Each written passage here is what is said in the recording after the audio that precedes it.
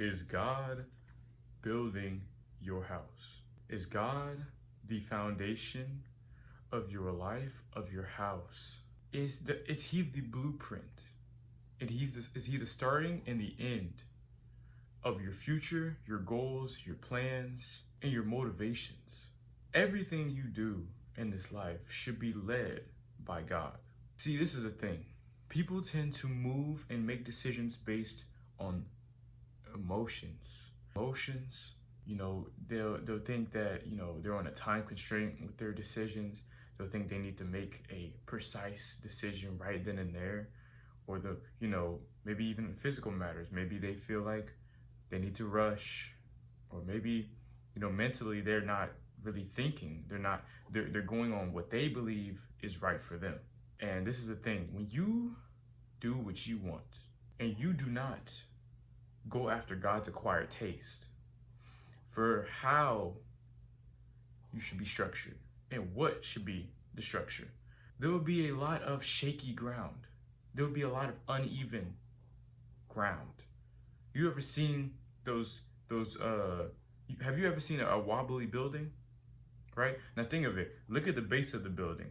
Look at the middle. Look at the in-between pieces. Think about it. As an architecture, you have to make sure that the dimensions are right? You have to make sure that the floor plan is pretty accurate. You have to make sure that you're using the right materials and that you are allowing the materials to be solid and to consolidate, right? So then you can keep stacking on it and stacking on it and stacking on the building. And if you don't allow it, you're not patient, then you won't make a stable building. What am I trying to tell you? My building analogy wasn't just, for no reason. There is a foundation that is laid before you can build the rest of it. So every single step that you take and every single decision you make builds on each other. And when that first step, God is not that first step, then you will have shaky, wobbly ground. You will have an uneven, shaky life. You will have things not go your way. A lot of things that you go through oftentimes are self-sabotaged because you don't trust God. You don't have your full faith in God, and you don't prioritize God as the structure, right? Think about this. There are two builders, right? You got man, you got God, right? Because man ultimately is going to be given the floor plan and the foundation from God, right? But if the Lord isn't the primary builder, then the secondary work won't matter. Think about it. If you put in the primary work on, let's say a project, right? You want to build a power plant, right? And, you and your business partners are talking it out. Y'all giving y'all's ideas, and then y'all not really set foot on an even ground. Y'all not really set foot on what y'all need to do. And then, since y'all just dwell on each other's beliefs and opinions, y'all can't figure it out. See, that's where confusion comes in, because God is not the author of confusion. He will give you the answer you need. He will directly tell you what you need. And here's the thing. When we're constantly looking at what we need rather than what God needs, then we will struggle.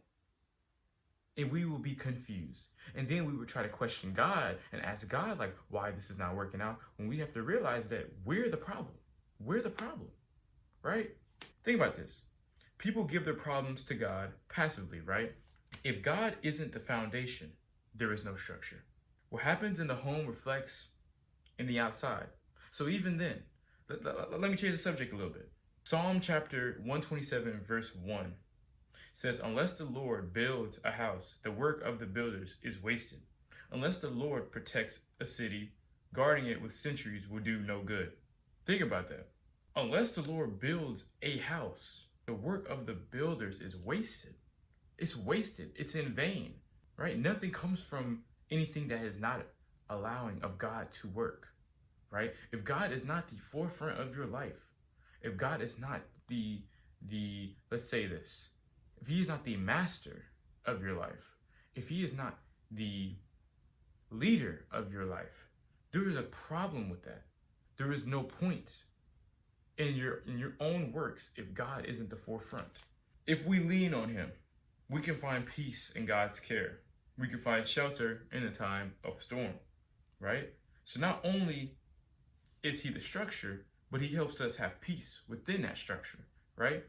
Without a peace factor, there will always be an issue. There will always be crumbling, right? There will always be, you ever see sedimentary rock from like a building, from maybe like an earthquake, or you ever seen like a crack in a building, maybe from a slight earthquake or something happening in the mantle and the crust below? That is because of the fact that there is an unevenness, that there is a shake, there is a issue, there is a problem, and there is no peace in problems, right? You can try to find the good in a problem, right? But there is no peace within that, full peace within that problem, right? Think about it. Let me go back. Psalm 121 verse 2 says, "My help comes from the Lord who made heaven and earth." My help comes from the Lord, right? Back to my building analogy, right? The building is built with help, but God is the ultimate help. With help from the Lord, he will give us the shelter in the time of storm. He will protect us. He will guide us. He will give us strength, right? Think about it. And also shout out to Brother Ferguson for this lesson. 2 Corinthians 5 verse 17, right? This means that anyone who belongs to Christ has become a new person. The old life is gone. A new life has begun. 2 Corinthians chapter 13 verse 5 says, "Examine yourselves to see if your faith is genuine," right? Now, not only is he the structure, but now your faith is tested, right? Your faith is tested on that structure, right? How much faith do you have in God on your structure, right? How much trust do you have that God will protect you and guide you and keep yourself safe? Because ultimately, when I read this verse, it says, "Examine yourself to see if your faith is genuine." It's going to take some examination, right? We have to look into ourselves and realize, like, look, God will protect us. We have to oftentimes test ourselves. God will protect us as long as we keep him as the main thing. You ever heard a thing to keep the main thing the main thing? He is the main thing. Without him, nothing will work. Relationships won't work for you in your favor, right? When the Bible talks about love being patient, kind, forbearing, right? Being patient, that means trusting God that he will get you, the partner maybe that you need, right? The friendships that you need, maybe even the job opportunities you need, maybe even the business you want, maybe even retiring early, retiring period, making 6 plus 7 figures, 8 figures, whatever the case may be, God will give it to you. And oftentimes we worry so much that we forget to put him in the forefront. When God has already worked it all out, you just gotta trust the process. You just gotta trust his guidance. You just have to trust the love he gives you. You just have to trust and have faith in him. Now, you may be sitting here asking, how do I have faith in God, right? You have to sacrifice. What is a sacrifice, right? Sacrifice your impatience, right? Sacrifice your desires.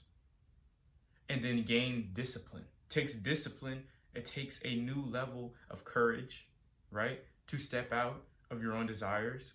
And then once you realize God's desires for you, then you don't have to think about your own.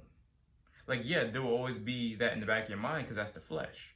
But think again, if God desires a better life for you, why would you not want to listen to him? Why would you not want to have faith in him, in his walk, in his plan? Why would you not want that for your life? For me personally, the only way I've been able to even build a community here is because I put God in the forefront of my mind. That I had a bigger purpose than it just being, YouTube for money or whatever the case may be. It is bigger than that. And once I learned that, that's my focus. And so now that I'm, deeper in my faith, he is my focus in everything I do, in every aspect of my life. So if you didn't learn anything else from this video, is to continue to always allow God to be your structure, your foundation.